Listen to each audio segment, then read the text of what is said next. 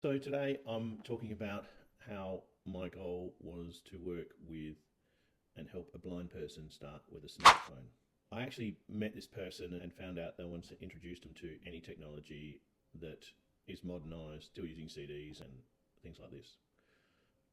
I felt a deep feeling of they were left behind, and it really disappoints me to see just because someone's older or somewhat disabled, they're left behind in the technology space. And the difference is it just needs to take time with them and go through the settings. In this case, the client was totally blind, and we were setting up a smartphone. Smartphones have a lot of features now that are so beneficial, accessing information, news, and things to get started. But the key is which smartphone to use, what buttons. And I know that most people think, and when they want to deliver a product to someone who's blind, they just want to give them a phone they can make a phone call on, and that's all they want to give them, really. I'm more, let's bring them into to the modern technology. And because I've been working with blind people now for a while, I'm seeing patterns in the technology and settings that make it relevant and work really well. Most of the settings are in there, and they do take a little bit of coaching. So I'm just going to go through with you a few of the settings that we found to set up a phone for a guy, and using the skills and the knowledge from someone who was blind to help set that up and what things they suggested and recommended. And my technology background is really about where is that setting and how do we make it work. So just start with a simple one. The first one was 24-hour time. It's something that I didn't even think of, but when he said 24, it made so much sense because when it tells him the time in the 24-hour format, he knows whether it's day or night, which is simple but effective. Accessibility shortcuts we need to turn on when on the phones now, and we used a Motorola G75 because it has less other software bouncing around on it. With that phone, we had to turn on talkback. Now, talkback is when someone is blind, they will touch the screen and it'll tell them what's showing on screen. So if you go over a button that says Gmail, and then it's talking to them about what they're touching on the screen. When you get someone older who's using a touch screen, explaining the amount of virtual spaces there are. I'm saying spaces because you go into an app and that opens some settings, and that goes into an app and that opens some settings, or you can go sideways on the phone or up and down or a blind or bring the app drawer up, or there's just so much that it's really important to reduce the complexity. And that's one thing we're doing, is reducing the complexity so the client could understand, get some simple wins in first, and then over time introduce the other things. So to make it a simple win initially was, let's try and do some music so you can listen to music in the news. Let's do that. So the accessibility shortcut to turn on the voice over is, the best one is to hold the two volume keys down for 3 seconds and the talkback will come on, or talkback will turn off. That means that even when the screen is locked, it can turn the talkback on. The talkback is done by physical keys on the phone. Caller ID, it's really handy, and just things I didn't think of, that when the call comes in, it tells you who it is. So if it's a phone number, it reads it out and things like this. There's an app on the Android system called Lookout. Now, why that's good, you hold it and it will tell you what's in front of you.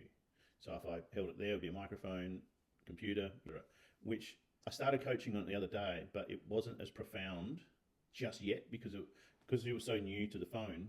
We just needed to get started. So that I sort of touched on it, see if he was interested, and then I let it go because we were going to focus on the other things he wanted to get working. Multi-window, some phones they can do multi-windows at the same time. Turn that off. Less complexity, the better. In this case, YouTube Music, because that's got a lot of podcast news. All the news stations are coming through. Everything's from there. They can get all the information there. So that's an interesting one to get started. One way the experienced gentleman said to explain it to the guy was as if you got a book and each screen is turning pages in a book, but you're swiping it instead, which I thought was a lovely metaphor for trying to have a way to describe how it is on the phone. Turn on ending a call with the power button. So that's a setting. You just use the power button to hang up the call, because sometimes the screen goes blank or whatever and it's hard to find everything. Some phones have press volume up to answer, which is handy. This particular phone, I couldn't find it, so it said add another app, but I've just left that for the moment. QWERTY keyboard is better. We were trying to find a smartphone that actually had a keyboard on it, and there was one that goes over the top, but it's a bit of a mess, so we didn't look at that. Using the QWERTY keyboard. The other thing is when you turn the QWERTY keyboard on the screen, for someone that's blind, when you use the keyboard, teaching that when you take your finger off, it inserts the key they're trying to use. So you're looking around for the A, you drag your finger across and then take it off and it puts the A into the slot. But understanding how a field works and how to type in there, it wasn't quite ready for that one. Screen on time I found difficult because we spent most of the session getting the basic stuff and going across things to find out what this stuff he was keen on. That was the important bit, just to find level of interest on different parts of it. We changed the screen time on to 30 minutes. Because he was older, what I found with a lot of older clients is their skin isn't producing the electrical charge to do clean taps. See, I was doing some research and said use hand cream with glycerin in it, but we didn't quite have any on that day. So I was seeing whether we could lick his fingers or whatever to get it to touch. But that's just something that was just unexpected. It was just got there and then the skin was dry, so it wasn't connecting as well as I thought it would. Just didn't expect it because you're thinking you're double tapping while you're setting it up. Because I'd actually set the whole phone up with these settings in it first before I got there, and then I was introducing how to use them.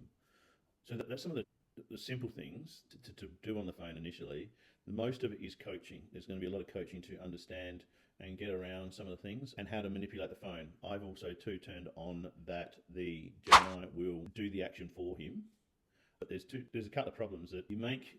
The Gemini is best suited that if you hold the power button in and the Gemini comes on and he asks the question instead of saying G, because he's got a speaker in the room, that'll keep going off. And yes, they can sort of talk and interact with each other, but it's actually better to have the device because when he's using his finger on the device, it's actually talking.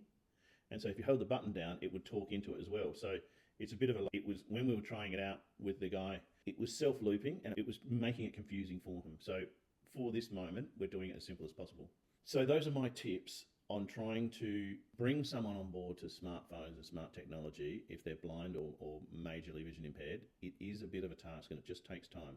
Try and get the easy wins in first, reduce the complexity of all the screens, get rid of all the icons you can, and just get it down to a couple, just so they get the excitement about it and then they can start moving around the screen and stuff. I just found that will reduce it. I tried putting the screen in 3 icons and 5 down to keep it as simple as possible. But even that was too complex, and when I got there, I just removed a whole heap to make it even simpler because there's a whole heap of stuff that he's not going to use right now. We just need to use music information and can he communicate? That's the important parts right now. So that's my story on working with someone who was blind and just how to set up a smartphone to do that. And I do use the Motorola's because they have less complexity of apps. I'm finding too many different apps of different people make it too complex. Anyway, there are other phones out there, but the outcomes for those phones are different than the outcomes we wanted for this situation. Anyway, all the best. I hope that helps.